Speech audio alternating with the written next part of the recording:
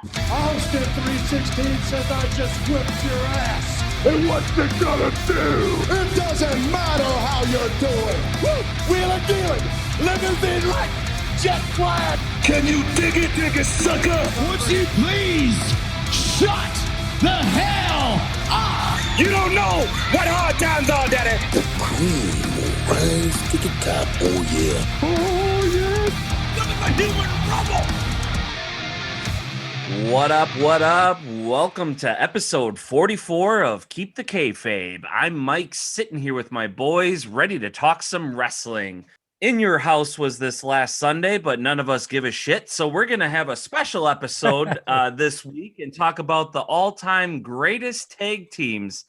Yes, that's right, folks. Business has been a little slow in the wrestling world, but we thought we would switch it up a little bit and have a nice casual conversation of the hundreds of thousands of tag teams that have come through the wrestling world. And we're going to narrow it down to the elite list. And I can't wait to see what me and the boys come up with. But before we get to that, let's get acquainted real quick. Over in Glendale, someone who keeps it regal, Steve Grobschmidt. How are you, Grabby? Bro, Russo will make Nash cool again, baby. Bro.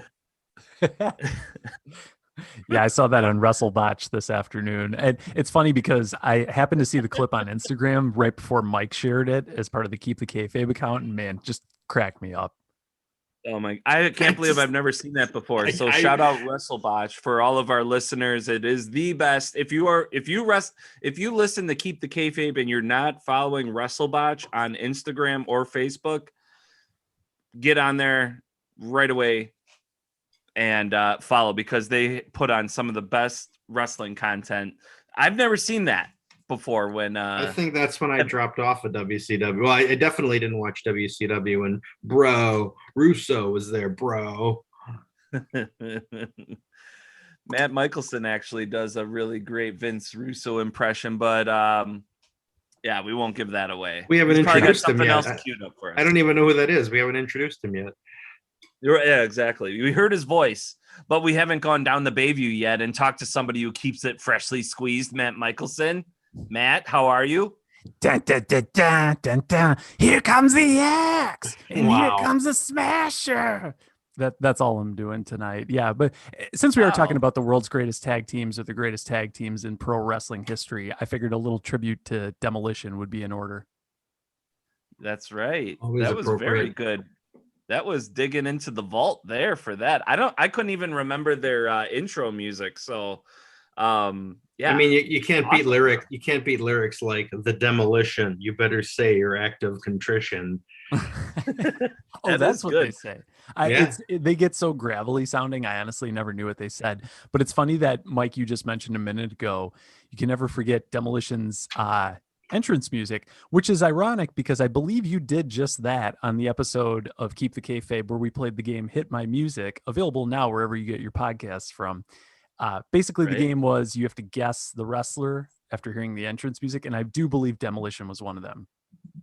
It wasn't my turn. I would have failed though. I did win that game. Oh, I that's didn't get jobbed Oh, that's right. Yeah, actually, Steve, I like the think last week's show. Yeah, Steve got that one like right away. I was really surprised. My wheelhouse, bro. Okay, I'll stop. Wait, I was possessed by Russo. I have to stop with the bros. That's the danger of Vince Russo. Like, well, two things. One, booking, just that's it. Number two, once you start, you can't stop. Mm-hmm. Yep. Very habitual with the bros, Vince Russo. So yeah, Vince Russo booked a lot of tag team matches. Let's see, in the Attitude Era, I would say. And I mean, we're probably going to get to some of the best in that decade.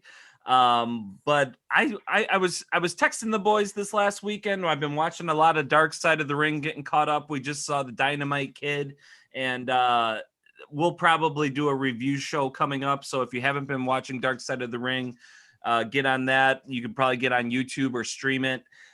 They've been just doing an awesome or should I say dynamite job this season, 3 of Dark Side of the Ring. So I learned a lot about the Dynamite Kid and the British Bulldogs tag team. I was like, you know what, boys, why don't we talk a little bit of greatest tag teams of all time? I can't believe we haven't done it yet. We've done greatest stables, baby faces, heels, managers.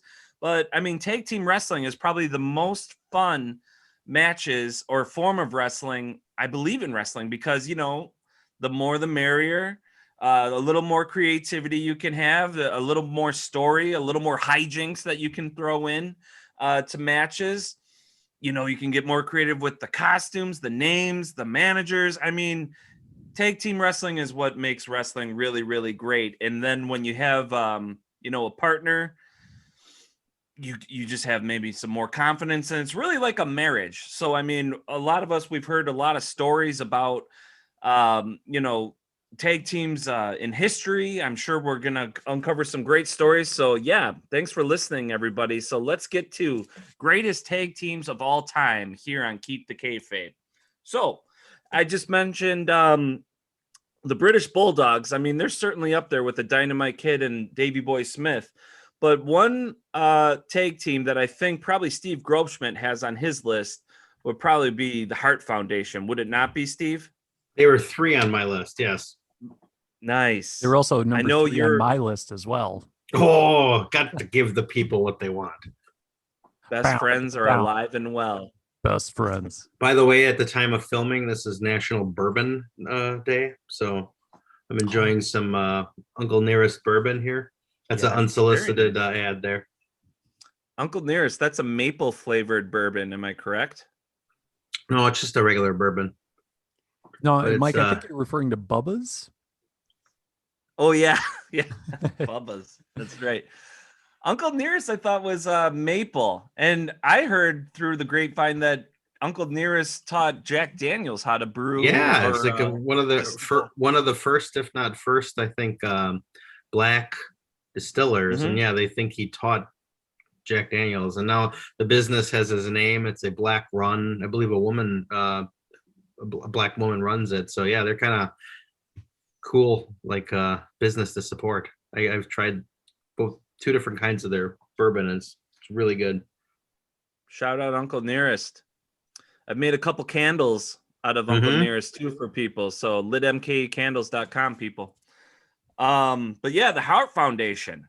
Yes. Gotta love them. Team of Bret the Hitman Hart before he was the excellence of execution. You got a little sneak peek at what was to come with that living legend. And not Greg the Anvil Neidhart, it's Jim the Anvil Neidhart. Exactly. They really set the tone, and they had their own style, hard hitting, good chemistry, great on the mic. They were the total package back in the 80s. Would you say, Steve? Absolutely. Yeah, they had that perfect mix. I mean, Bret Hart, I mean, even at a young age, could, you know, one of the greatest wrestlers there ever was and ever will be. And then Jim Neidhart, the big man, and they just it was awesome. And I mean, there was kind of vintage Jimmy Hart. Yep. Yeah, baby. There you go. And they were great. And they I mean, they just had that, like Bret brought the speed and Anvil brought the power, and they had that cool the heart attack finisher.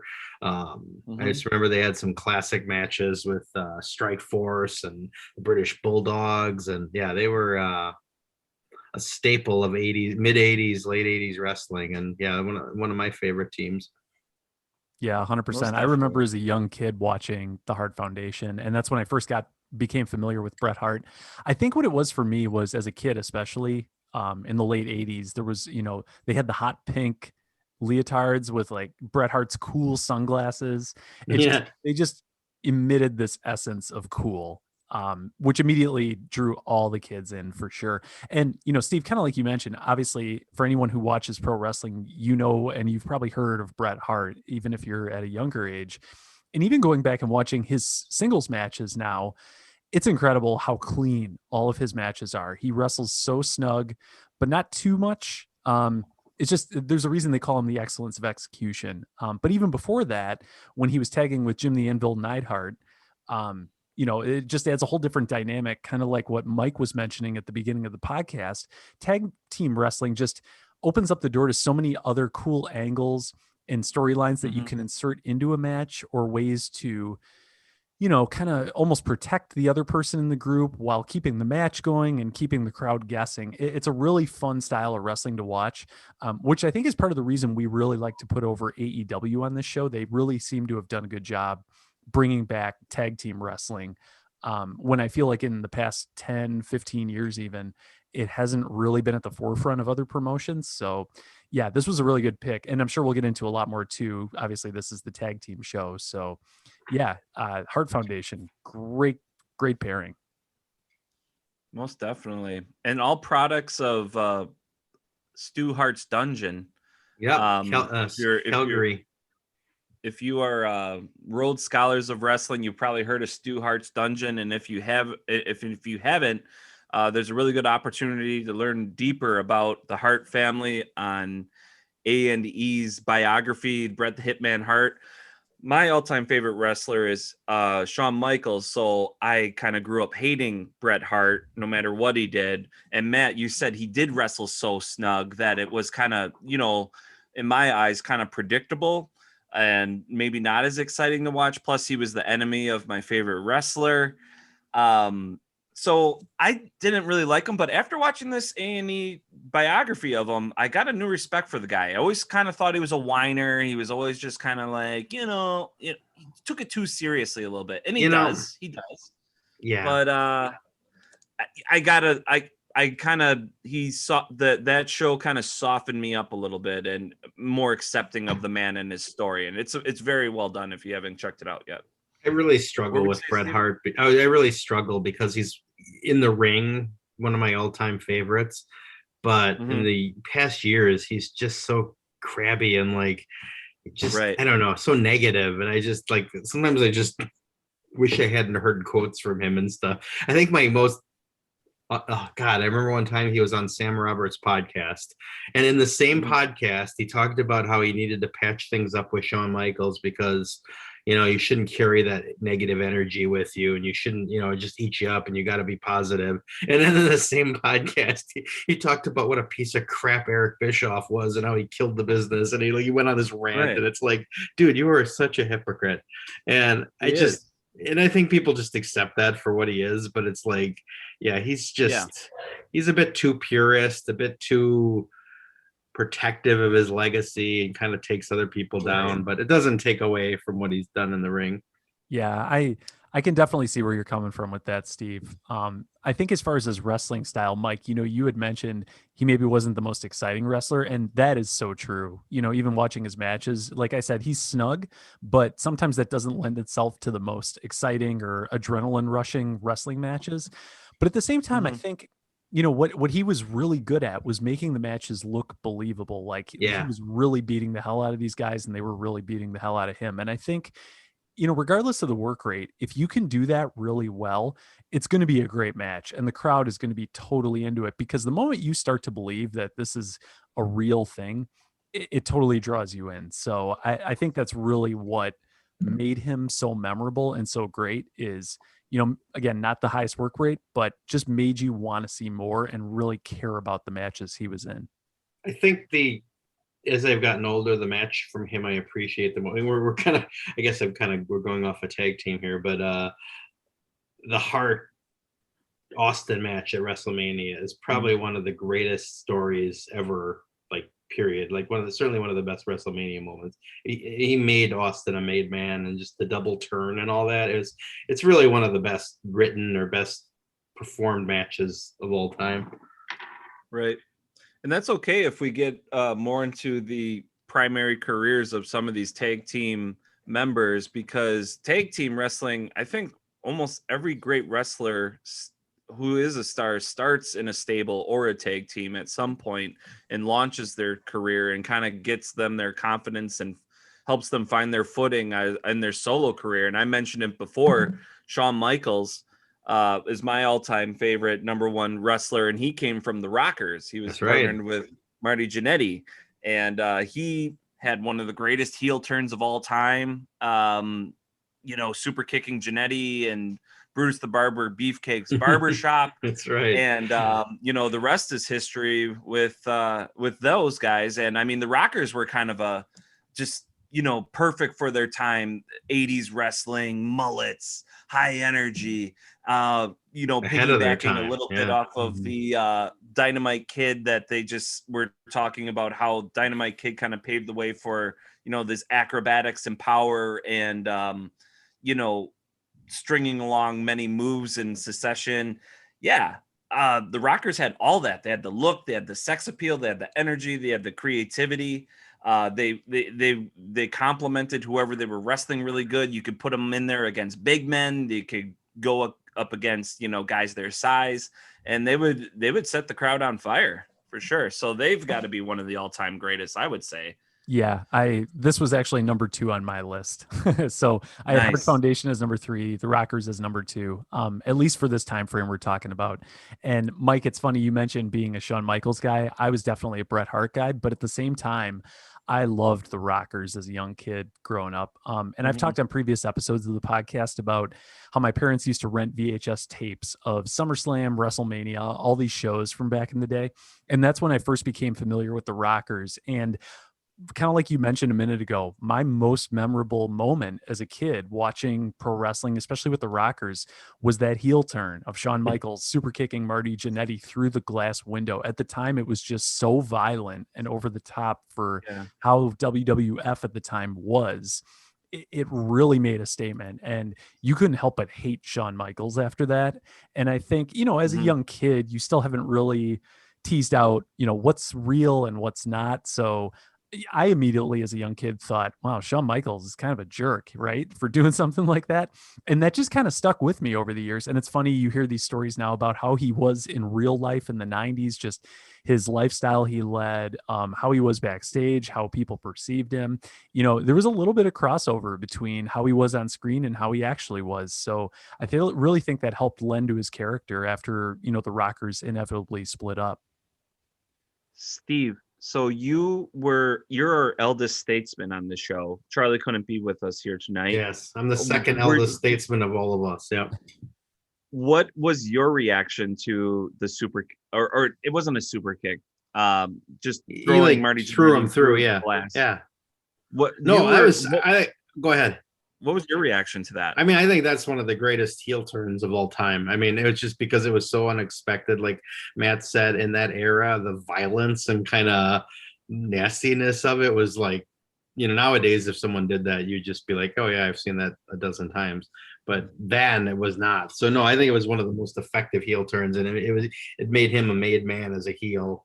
And then I mean, they got totally at the time. Yeah, I don't remember what year that was, but I was still reasonably young, and no, I totally popped at that. And I was a big fan of Shawn Michaels in that early heel run. I think soon after that he wound up with Sherry Martel as his manager, and it was a great and then Jannetty never did great, but he had a little bit of a run there as a baby face, a sympathetic baby face, because of what happened to him. And that all-time great.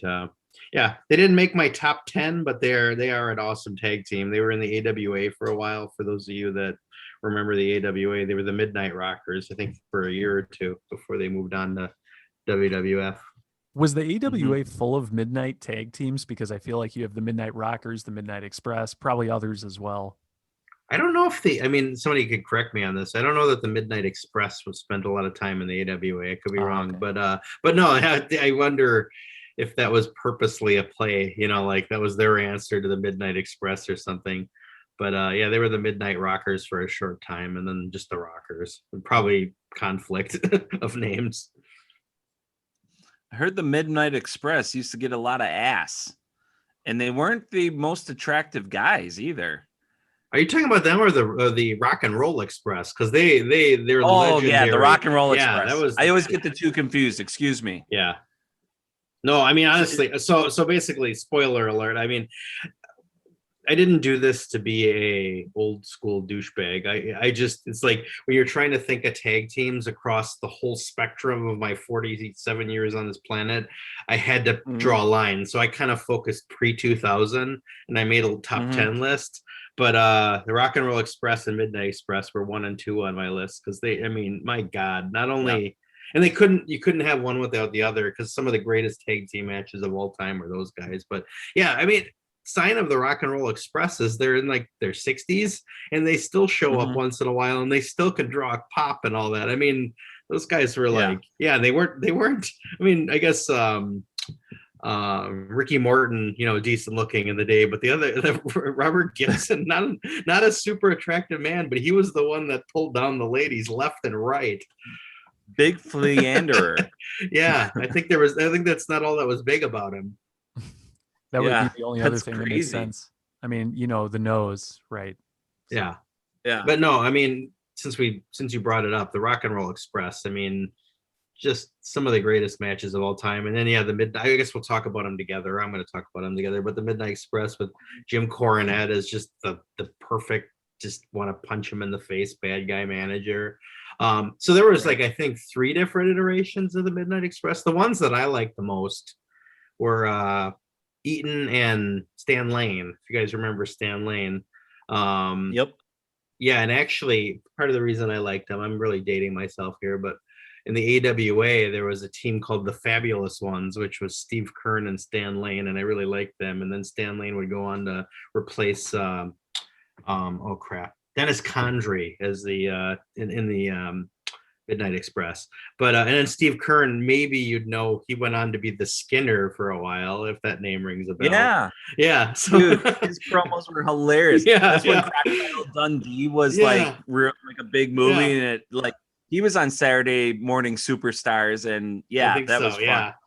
But go ahead. I was just completely going on a nostalgic ramble there. But you're good. No, the Midnight Express and the Rock and Roll Express were so damn good, and like just textbook like awesome matches. They knew how to do the classic, you know, like you got the good guy getting beat down, almost tag, doesn't get it, then gets the hot tag, crowd goes insane. Like that formula that to this day is used like religiously in tag team matches. They had it down.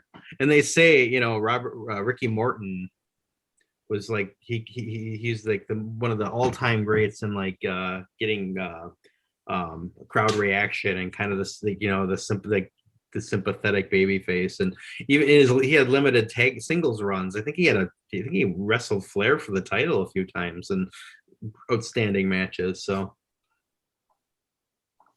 awesome. Those guys are near the top of my list.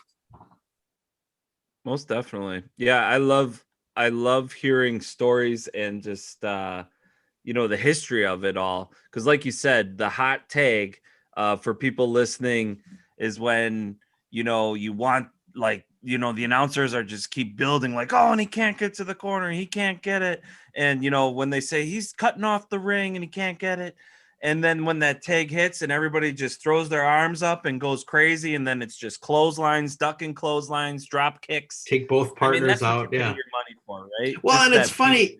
Yeah, wrestling has changed over the years. You know, the high flyers, I mean, Extreme, all these things that over the years did big that weren't big in the past. But to this day, 95% of tag team matches have what you just described. Like it's the most constant formula in wrestling is the hot tag.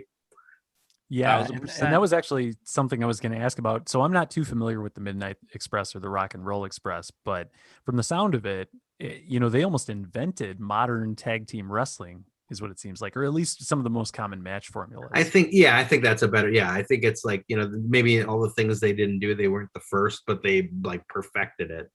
And I mean, look, I mean, if you guys remember from AEW, I think when they were trying to establish Dax Harwood and help me, Cash Wheeler. Cash Wheeler as the, like, you know, when they jumped into AEW and then they like kind of cemented themselves as heels, they took out the Rock and Roll Express and I think they put them through a table or whatever, if you remember it. Like they still serve a great purpose. Yeah. And they were wrestling the one that had the lazy eye, the one that fucked the Robert most. Gibson. And that pile driver looked like he bounced like harder than Austin, like collapsing his neck. I was like, holy shit. Like Nobody's got a year, good insurance plan. a year and a half ago or so, when NWA Power came out and like NWA was kind of returning, they brought in the Rock and Roll Express, and they won the titles like, for the how manyth time, and they held on to them for a little while. And those guys are old, but they don't embarrass themselves. They know their limitations, but it's not like you sit there and go like, oh, I can't watch them, they're so bad. They play the hits and they're still good. Yep, I love it. Awesome. Well, I've been kind of hogging the picks in the beginning of this episode, but they all just segued so good with one another. What do you have, Matt, on your list? Yeah. So if we're going to stick with the theme of the 80s just for another minute, I think we have to mention the Road Warriors. Just one of the most legendary tag teams of all time. I think even to this day, you still hear about them through a variety of channels, whether it's, Dark Side of the Ring episodes, posts on social media showing pictures of Hawk and Animal from the Road Warriors back in the day. Just the coolest looking tag team, in my opinion, ever. They had the best outfits. They were just hard asses in the ring. I think, again, going back to my youth as a small child, seeing all these tag teams for the first time, the Road Warriors were the coolest. The spiked shoulder pads, the moment they would walk through the curtain, you were captivated. Immediately thought, I like these guys. I don't know why, but I really want to see more of them. So for me, the Road Warriors were one of the most memorable tag teams of the 80s. And even, to this day, people still talk about them, and they definitely had their demons at certain points. But it's incredible how popular they were. I think we talked about them a little bit on the Stables podcast. So if you want to hear more about this, you can check out that episode as well. But I remember one of the things we talked about was just how famous they were all over the world, not just in the WWF, which is, I think, where they're most well known for most, North American wrestling fans. But you also have them doing a lot of work in Japan, especially back in the day before a lot of, famous, I'll call them, wrestlers really did a lot of time in Japan. So, anywhere they would go, they would draw. And that was really their calling card, was they could go anywhere, work a show, and be the main event, like no problem, regardless of promotion. So definitely think that deserves at least a mention. Yeah, they really, we call people from other countries aliens when they come to this country. Can you imagine Hawk and Animal going to Japan? And I mean, they look like legit aliens with their mohawks and being so huge, and then the spiked shoulder pads, and just literally beating the shit out of people. I mean, they threw their weight around. Everybody says you always knew you were really in a fight, and you wrestled a match against the Road Warriors when you stepped into the ring with these guys. So yeah, Steve, you were probably right in that vein. Did you freak out about the Road Warriors when they were hot? Yes, you say? As a kid, they were one of my favorites. As I gotten older, I got a couple reasons why I don't love them quite as much as I used to, but they were, I mean, NWA, WCW, WWE, WWF, Japan, you mentioned all those things. Everywhere they went, they were huge. And some of those, like you think of the early War Games matches with the Horsemen and all that. The Road Warriors were in a number of those matches, and they were just and I know they played heels, faces, they just brutal. Yeah, and I think that's part. Yeah, they as I've gotten older, one of the things that I don't enjoy about them as much as I did then, because at the time when you're a kid, you just like seeing people beat the crap out of them.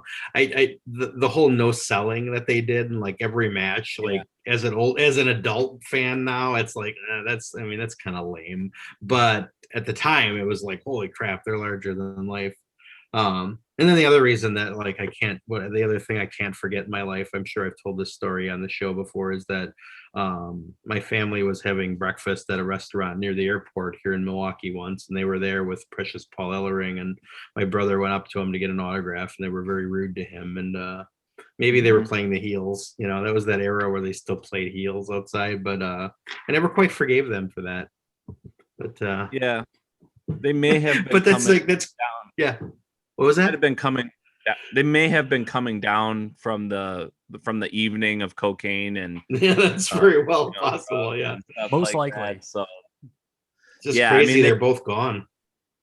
Yeah. I mean, Animal survived a couple years after Hawk passed away. It could have been like 10 or 12 years or something like that. And Oh you yeah, did- because Hawk died in his early 40s, and Animal died just a couple years ago, or in the past couple years. Yeah, right. Precious Paul's still going. He's in his I early think- 70s. I think he actually passed away when we just started recording. I think 'cause you're I right. think that was one of the earliest episodes, and like that, you know, we did a little research on him and try to give a good tribute because of just how impactful the Road Warriors and Legion of Doom were. So we, you know, we were trying to do them just. So yeah. I mean, those two were truly like a marriage. I mean, Hawk was like the party your ass off, do every drug at the table, be the first one to the party, last one leave the party. And then Animal took wrestling a little bit more seriously and had to, you know, kind of bring Hawk back down to earth and make sure they attended their obligations everywhere. Can you imagine trying to wrangle that dude like over the course of your life to make sure you got to each territory and every show? Oh, I'm sure that's why Precious Paul is like, you know, when they went in the Hall of Fame, I think he went in with them, and I think he was probably in every sense of the word their manager, like he was their handler. Or precious. Yeah. He was precious to that team. Yeah, exactly. That's why they called him that. But that's maybe why he's the only one still alive out of the three. Right. Yeah. Great story on Dark Side of the Ring, folks. If you haven't seen that episode, great look on the Road Warriors and their history. They got an incredible story, and yeah, rest in peace, rest in power, Hawk and Animal. Great pick. Great what pick. a rush. Awesome. Well, should we stay in the 80s, man, and talk about Demolition real quick? Yeah, what I like to call Road Warriors Light. So Mhm. Demolition was another tag team I was really into as a young kid. As an adult, you know, I see pictures of them and I think, oh my God, what was I thinking? Because, you know, you see their outfits, and the Road Warriors had these cool spikes with almost like body armor and things. Demolition almost looked like something out of like a S&M film. So Right. the outfits were a lot different, but really unique at the time. And there was no denying how over they were. If you go back and watch some of their matches, I think it was WrestleMania 8, I want to say. I happened to see a match where they were in a tag team title match, and I apologize, I can't remember who their opponent was in the match, but I definitely know that Demolition was over and ended up winning the match and retaining the titles in that match. So really memorable tag team. In the beginning, it was two guys, Axe and Smash, and they were Correct. around for a while. And my understanding is that I can't remember which one it was. I think Smash was out for a little bit, and then Crush. Axe. came in. Oh, Axe Yeah. was out. Okay. So yeah, funny story. Axe was the older guy of the two. He's been around forever. He was the mass superstar. He had like a run long before Demolition, but they actually thought he was having heart problems or something, if I remember right. So he was like kind of getting ready to retire, and then they brought Crush in, but it turned out to be like, you know, they spent a lot of time in Japan, I think it was, and he got this like buildup of toxins or something from eating shrimp, like iodine or something, and it almost killed him. And then so I actually think he might still be wrestling. Like he's like pushing 70, and I think he's still around. But that's why they brought Crush in, to kind of like phase out Axe. I know that Axe was still wrestling about 10 years ago, because I actually happened to see him just by pure coincidence when I was in college. I think this was around 2005, I want to say. They, for whatever reason, ended up throwing sort of a indie promoted wrestling show on campus. And, you know, at the time, it was sort of in between me being in love with pro wrestling. The Attitude Era had faded out. The modern era hadn't really kicked off yet, at least, you know, the version that we know now. But I remember going to the show, and Axe was in a match, and it just really blew me away. And none of my friends could really relate, because I had grown up watching Axe and Smash, Demolition, and right away I saw Axe, and I knew who it was, and nobody else did. And I just thought it was amazing that we had the opportunity to see him live in a match, right? Like, not realizing like, well, this is kind of how pro wrestling as a business works. Like, if you find yourself on the outs with one promotion, you more often than not move over to another one. So that was a really cool experience. But yeah, Demolition, definitely one of those tag teams that was super over in the late 80s, even a little bit of the early 90s, and really holds a special place in my memory as a kid. Yeah. Most Yeah. definitely. Yeah. Yeah, they were one of my favorite tag teams as a kid. And not to get it like kind of to a dark place, but like at the time, one of my best friends was into wrestling. And the years later, he stopped watching wrestling. But Demolition was his all-time favorite tag team. And this friend of mine passed away a couple years ago, so I always have this nostalgic view still towards Demolition because I think of that guy. But I was just, as I do as we're talking, and you bring up things like WrestleMania 8 and that, I was just looking to find out when. So Axe stopped wrestling in 2017, so he would have been in his late 60s. But I guess as of June 11th, that was what, 3 days ago. Lanny Poffo said like keep Axe in your prayers. I guess he had a bad reaction to the COVID vaccine, and he's not doing well. So that's breaking news there that Axe has got some health issues going on right now. Speaking of close calls with COVID, I don't know if you guys heard this story or if I talked to you about it. I heard a story about Tommy Dreamer, actually, who actually was doing very, very bad. He actually got exposed to COVID up in Alaska. When was this? This is recent. This was because I just heard him a couple days ago on Busted Open. I think it was like at least 2 months ago. Okay, got it. 3 months ago. So he was up there and he was, probably not wearing a mask. I mean, it's Alaska. The population's probably a little more sparse, but everybody says Tommy Dreamer, the dude was in all these hardcore matches, never got hurt. He says, because he's a little more doughy, he could take a little bit more punishment, never gets hurt. But the COVID virus like really took him out. He couldn't even like lay down. Like he would have to sleep standing up against the wall to like shut his eyes and stuff. Like it was pretty serious stuff. So yeah, well, it's good to hear that he was on Busted Open not too long ago. So that must mean he must be doing better. But I forget what show I was listening to, but it seemed pretty serious. And I mean, if Tommy Dreamer gets taken out because of this thing, that would be a huge kick in the nuts and just a testament on how we should take this thing, seriously. So, on a lighter note, is just to wrap up Demolition, and we can't forget that Demolition Smash would go on to be the Repo Man, the Blacktop Bully. He had some wildly different characters in his career. He was Crusher Khrushchev before Demolition. He played a Russian. Yep. So that sounds familiar. He was part of the long line of wrestlers that came out of Minnesota that included guys like the Road Warriors and that. So it's funny you mentioned that, Steve. I always listen to the What Culture podcast, and there's a guy, Simon Miller, who has drawn a lot of attention. He's just a really positive guy, does really great reviews, and has a lot of great insight into pro wrestling. But one of his favorite wrestlers was Repo Man. And I saw a picture, I think it was on Instagram earlier today.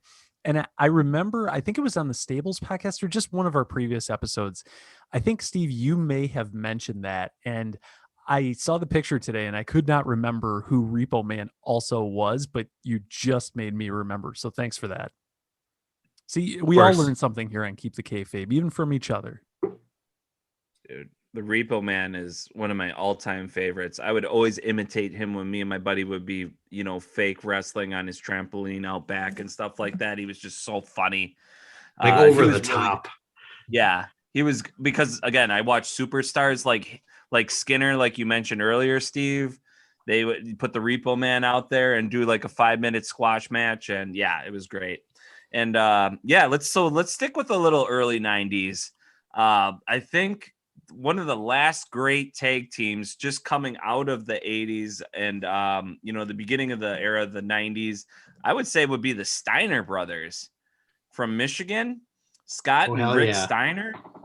I mean, they were special. They weren't they both had, they were both kind of roughneck, but Scott, he would always lead off the match. I don't even think I've ever seen Rick Steiner start a match. It was always Scott Steiner in there first. Curly mullet, they wear these singlets. They're jacked. I mean, Scott, didn't he coin the move, the Frankensteiner? Yeah, I think. exactly. Yeah. I think that's where it came from, right? So, that was the first time I saw that, and especially out of a tag. But yeah, Rick would wear his wrestling headgear. He would have like this mutton chop beard, bark around the ring, and they would come out to the varsity kind of music and he would wear his varsity leather jacket. It was just like they were just awesome baby faces in the early 90s. So, me growing up as a kid, not being able to watch a whole lot of wrestling, they would always be on Saturday mornings. And so I took to them really right away. And I'd be remiss if we didn't give them at least a little shine. So, yeah, had to bring them up. Yeah, the Steiner brothers for me, obviously I'm aware of who they are, but as we've talked about on many episodes of the show, I was not a WCW guy growing up. And my understanding was that's really where they climbed the ladder more than anywhere else. And they did have a title run in WWE. Oh, they did? I think so. Was that also early 90s? I think so, because they were in WCW for a long time. Then they switched over for a few years, and then they went back. Okay. Yeah, because my biggest...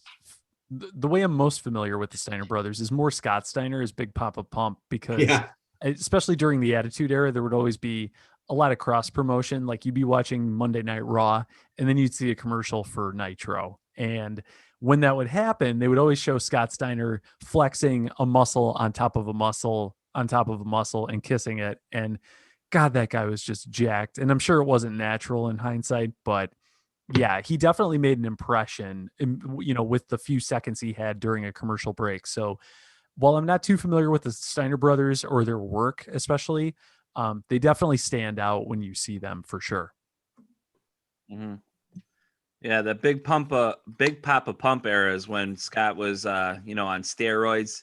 And I actually heard a story that he died, was pronounced dead at a hospital, and then he had like a show or a signing or something where he was going to get a paycheck, and actually showed up to that show and didn't take the night off because I don't know if maybe he needed to pay some bills or whatever. But yeah, I don't know. Scott, Rick, I haven't heard too many stories about. That would be really interesting to do a little more research to see how he's doing, because you don't really hear much about Rick Steiner anymore, and he was supposed to be the closer of the tag team, as far as getting the pins and stuff like that. Like Scott would set him up and Rick would knock him down. Yeah. You know anything, Steve? Did I cut you off there? No. I was just trying to remember. I know that Rick Steiner, he on and off had successful singles career. Early on, he did. He was part of Kevin Sullivan's stable Varsity Club. And then the Steiners went for years together. And then I know, he was never as big as his brother in the late WCW, but he was still wrestled all the way to the end of WCW, I think. I'm trying to remember after that what he did, but I know he's been in real estate and school board and stuff like that since then. So he's transitioned to a normal life since then. And he's got a family and yeah. Good for him. Maybe we can have him on the show. We should try to find him and reach out to him. He's in Michigan. Keep it low key. Yeah. Yeah. So before we're famous, we'll get him on quick. Right. Awesome. All right. Moving right along. What else is on? Who wants to go next here? So I'll throw another one out there. We'll move a little further ahead into the 90s. I'm actually going to throw out 3 tag teams because I don't feel like you can just mention one of these teams without mentioning the others. So in the late 90s, when high-flying wrestling had become more and more popular, and right at the height of the Attitude Era especially, there were 3 tag teams in the WWF at the time, and they were the Hardy Boys, Edge and Christian, and the Dudley Boys a little bit later on. But those teams ended up creating what we now know today as TLC matches. And even to this day, if you go back and watch some of these matches from, I think SummerSlam 2000 was one of the matches.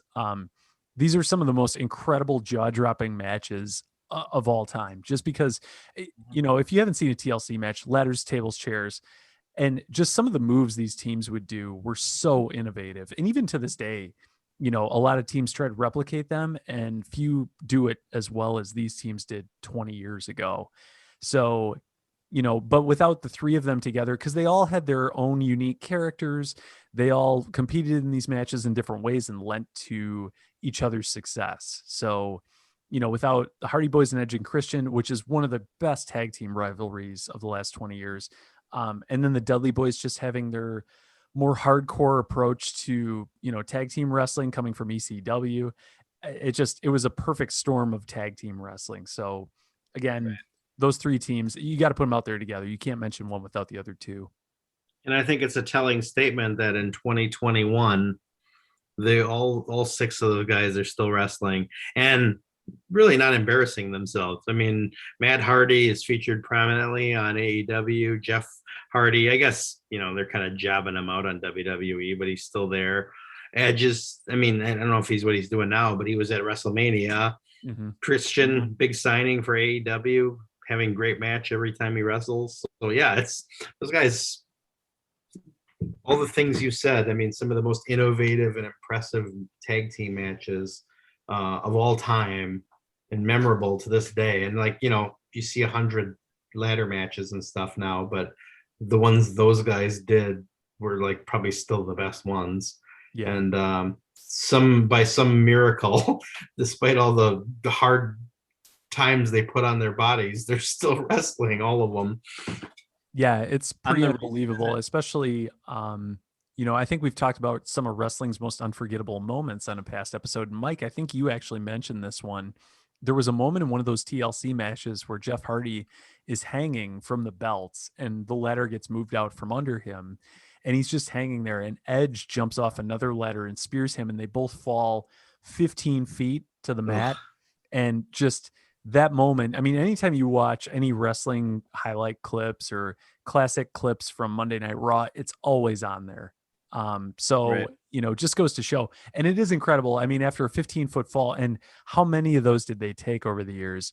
You have Edge and Christian both having great matches. And Steve, like you mentioned, Edge was just in the main event of WrestleMania, 20 years later. Mm-hmm. So just unreal how resilient these guys are, how well their bodies have kept up, and just goes to show if you take care of yourself, sky's the limit as far as what you can do.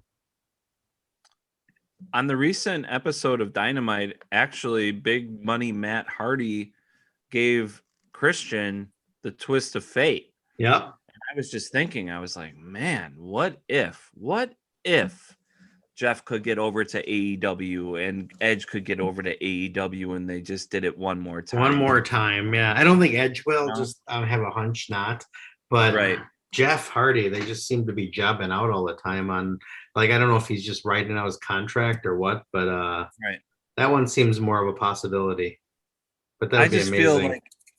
I just feel like AEW would do it right. You don't want to see, the Undertaker come back 50,000 times and it's just been overdone and this and that. But when they just tease that, it just takes you back what you were just talking about, man. My mind went immediately like 20 years ago to when those teams were the biggest, names in wrestling, when they were like the most popular.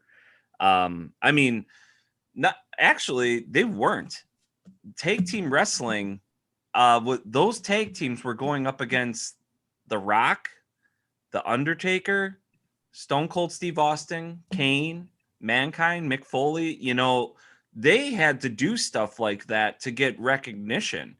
So, the fact that they stuck out and did those things, or that we're talking about them 20 years later, they pushed it because the solo acts at the time was kind of the hot thing. All Hall of Famers, basically the top 10 names during that time, or I think they're probably in the Hall of Fame already or soon to be. So yeah, that's a really good point. And I hadn't even thought about that, but yeah, those three teams were, before the TLC matches and all these other things they were doing, they were basically on the undercard more than anything, not even the mid card to some degree. So, to your point, Mike, they're doing these things without these huge names beside them, and they're stealing the show, and they're giving you a completely new type of match to watch. So, Yeah, and again, we are talking about them 20 years later. So just goes to show they made a name for themselves.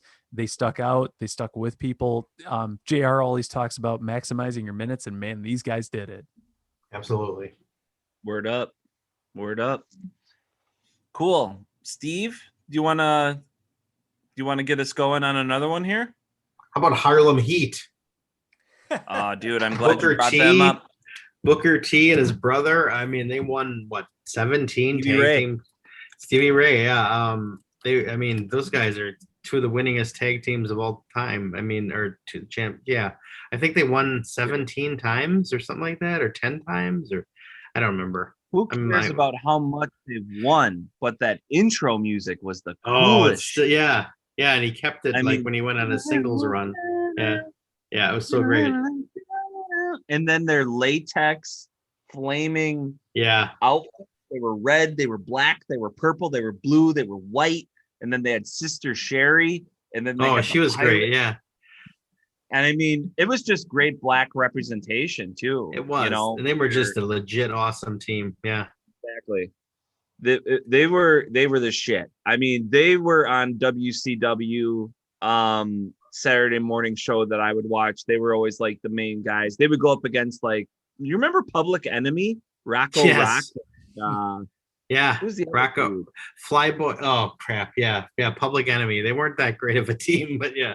No, Flyboy but they were Rocco fun. Rock. He died. Yeah, and then the other guy's still alive. Mhm. But yeah, and they do the He's a they do the hand thing. Yeah.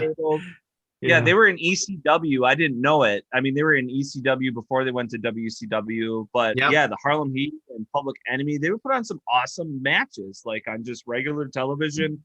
But then, yeah, with Sister Sherry, and they were huge on Nitro. Yeah, I love the Harlem Heat. Great pick. I shouldn't have doubted myself. No, they were in fact 17-time tag team champions. They were the WCW World Tag Team Champs 10 times and the WCW World Television Champion tag teams 7 times. So 17 total in WCW. That's up there with anybody. That's what's up. Yeah. Well, and they then don't Booker have T would Vince go on to McMahon. be one of the all-time great singles stars too. So Right. Yep. He would go on to be King Booker. He had that Yeah. classic match against Steve Austin in the grocery store. yeah. You know, he's got a successful career now as one of the announcers. I think he's got his own like promotion too down in does. Texas. Yep. He's got a great story on A&E biography. You can learn more about his life. Another show to get into. Yep. Yeah, Stevie Ray. Is he his real brother? Yeah. I think he is, right? Yeah. Yeah, they kind of get more into that in A&E too. How they kind of split off a little bit. But then they reconciled, right? Yeah. Mhm. Yeah, so that's good. And they're both in But the yeah, Hall they of were- Fame. Yep, they were one of the most fun. Absolutely. So that's that was sure. on my list. Yep. Very good. So yeah, moving right along here. Matt, I mean, you watched Attitude Era Wrestling. I mean, should we talk about the New Age Outlaws a little bit here? You took the words right out of my mouth. That was the next pick on my list. I mean, and All right. it's probably no surprise to our longtime listeners. It's just one of those teams you can't not talk about when it comes to late 90s WWF. The New Age Outlaws, were they the best wrestlers? No, not even close. And in hindsight, that's so blatantly obvious. But just like with Enzo and Cass, you know, recent NXT tag team from a few years back, the New Age Outlaws were so over with the crowd. They had a great tagline. They had great entrance music. They had a lot of just signature moves that weren't anything too crazy, but just really simple and catchy. Like it, you know, drew you in as a fan. You could be a casual fan, see them, and you were immediately like, "Oh, hey, who's that? I like them." So, yeah, the New Age Outlaws, probably one of the most over tag teams of the late 90s, especially when you're talking about WWF Attitude Era wrestlers. I think one of the most memorable feuds that I can recall with the New Age Outlaws would have been against the Acolytes, who later became known as the APA, or the Acolyte Protection Agency, which consisted of Bradshaw, or John Bradshaw Layfield, as he was later called, and then Farouk, or Ron Simmons. So really starting to bring back some memories for me. I actually also had the APA on my list for the 2000s when we start to get into that time period, because that's when they were really over with the crowd, when they had more of a face turn after the Undertaker's Ministry of Darkness faded away. And they had to change their gimmick up a little bit. But anyway, yeah, back to the New Age Outlaws. Yes, they were sort of the one of the big key building blocks to D-Generation X, which if you listen to our Stables podcast, we talk quite a bit about the New Age Outlaws on there as well, because you can't mention DX without mentioning the New Age Outlaws. The Road Dogg has gone on to be a producer for WWE, and whether you agree with some of his booking and production or not is one thing, but there's definitely no denying how much charisma that guy had in the late 90s. And then on the other side, you have the badass Billy Gunn, or Mr. Ass, or whatever he went by at the time, who is now signed with AEW and tags alongside, I believe it's his son. Is that right? Mm-hmm. Sons, right? Doesn't he have two sons in there? I think so. Yeah. The Gun Club. The elder statesman of the Gun Club, right? Yes, definitely. And I mean, he's basically a producer, but he can still wrestle. And dude's in shape. I remember we saw him at Starrcast in Chicago, and he's tall and ripped. My God, that guy is ripped still in his 50s. So, yeah. I remember seeing that back in the day, like just one of the most chiseled guys in WWF. Yeah. Still like that 20 years later, which is amazing. And the guy can still go in the ring. It's pretty amazing. And yeah, like Steve said, if you've never seen him in real life, that guy is tall, man. And in the 90s in WWF, didn't really stand out so much. He seemed more like a middleweight or mid-card guy. But nowadays in AEW, he's like a giant. So yeah, New Age Outlaws, man. Good call out. Absolutely.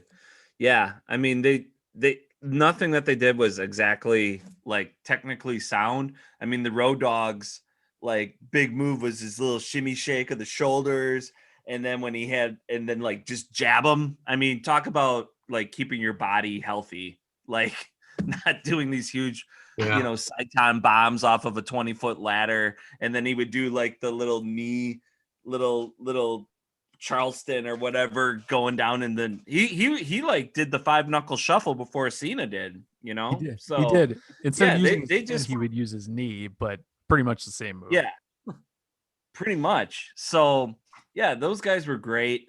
And we brought up before how they would, do the first of like that call and response between the crowd. It was almost like jazz, very, they would go on the mic live and have this great interaction with the crowd, which then translated to t-shirts, which then translated to main events.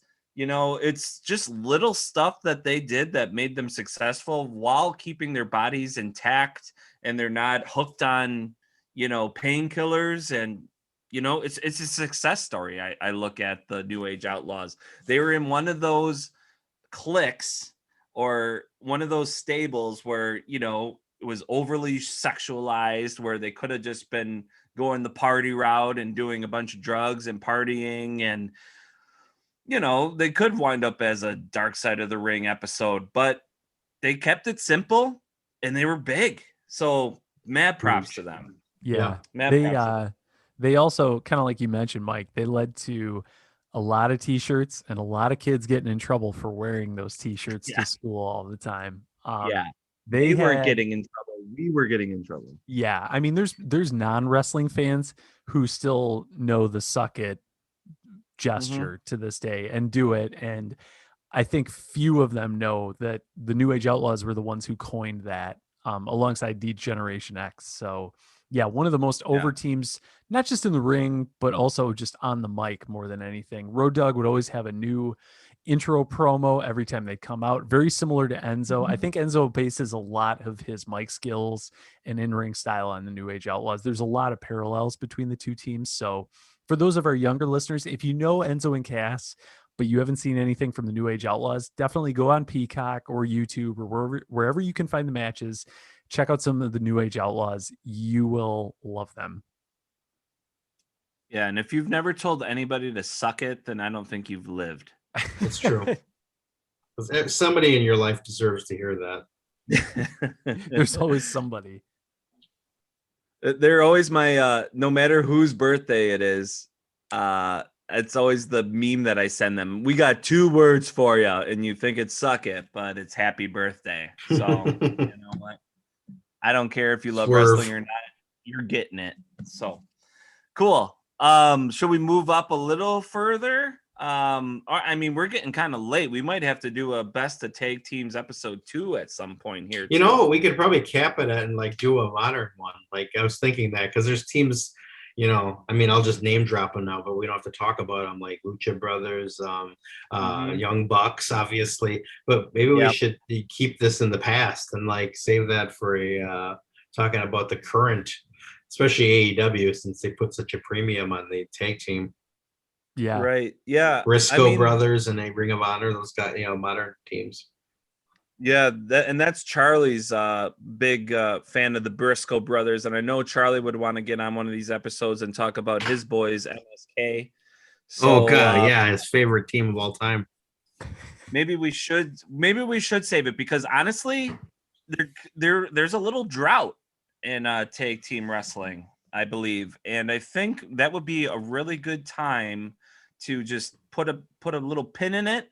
We do a little more research and we come back with best tag teams part 2 in the future.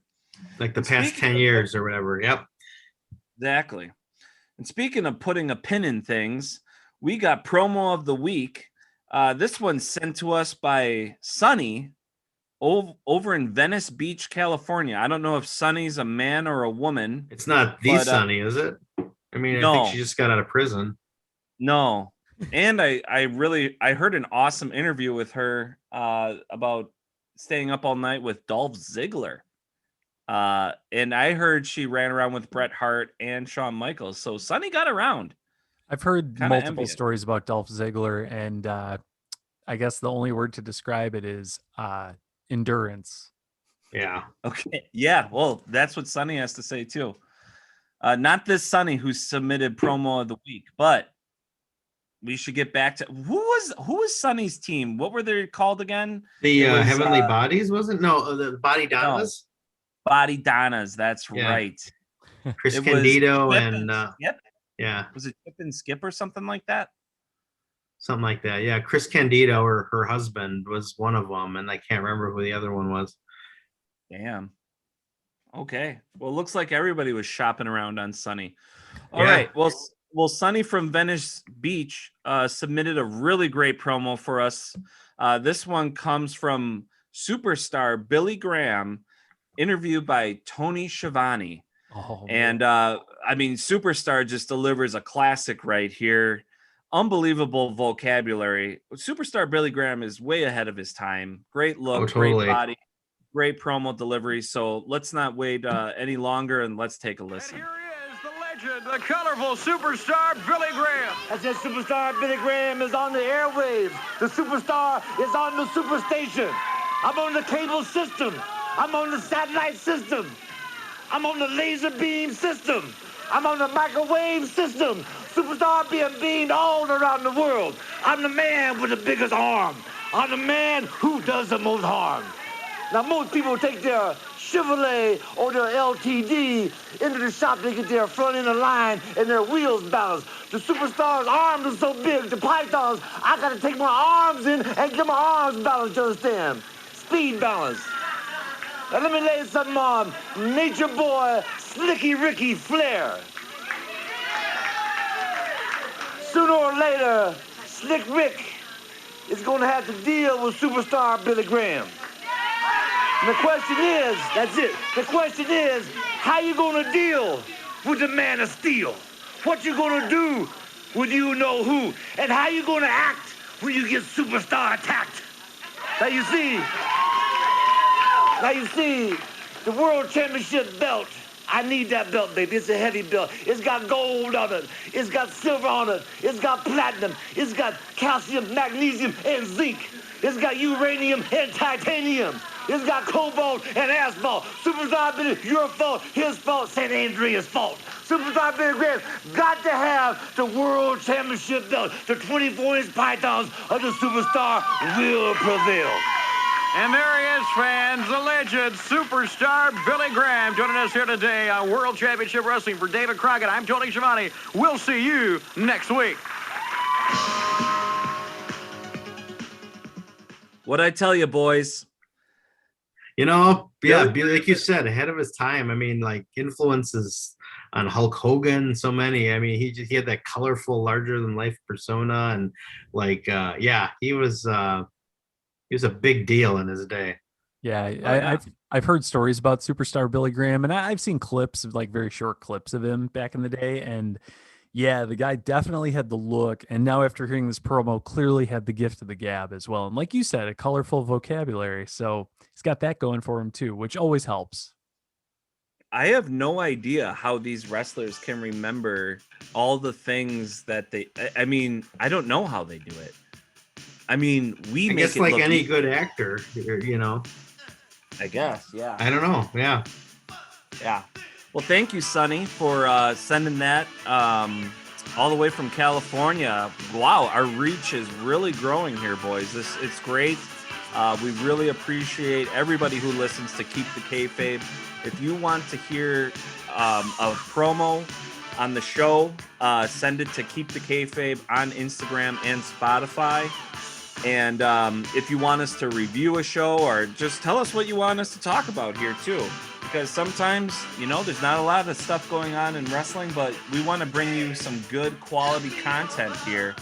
And speaking of content, if you boys and girls do 3 things this week, I want it to be these 3 things. Please stay hungry, please stay humble, and please stay hard. Triple H! Sorry, Charlie's not here, so we have to do our best with what we have. Hold on. Awesome, boys. All right. Peace. Peace.